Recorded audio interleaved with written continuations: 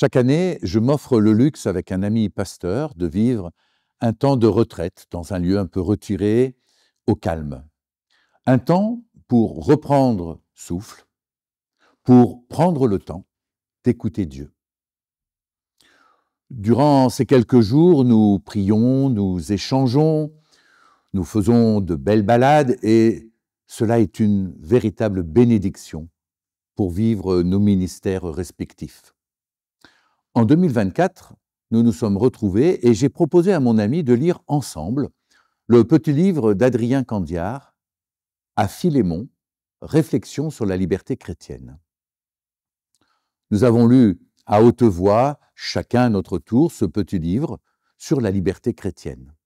Ensemble, nous avons cheminé sur ce thème si difficile de la liberté, à la découverte de la véritable liberté.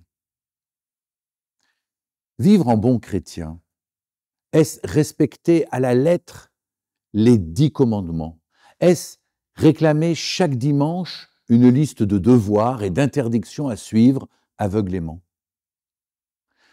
Dans un des livres les plus courts et les plus méconnus de la Bible, la lettre que l'apôtre Paul écrit à son ami Philémon au sujet d'un esclave en fuite, ouvre pourtant un tout autre chemin, celui d'une authenticité et exigeante liberté sous la conduite de l'Esprit Saint. C'est ce chemin magnifique que redécouvre cet ouvrage lumineux.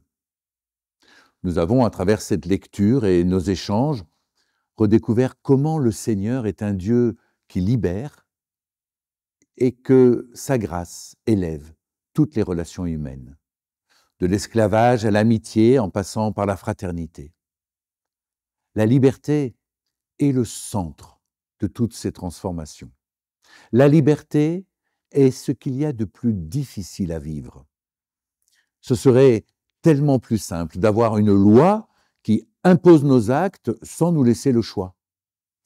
Or, c'est libre que nous sommes appelés à vivre avec Dieu. C'est libre que nous sommes invités à choisir la vie. Et je sais que cela demande parfois bien des efforts. Adrien Candiard ouvre pour nous toute une réflexion sur la liberté exigeante et libératrice, à travers une situation tragique. La relecture de cette lettre m'a profondément fait grandir.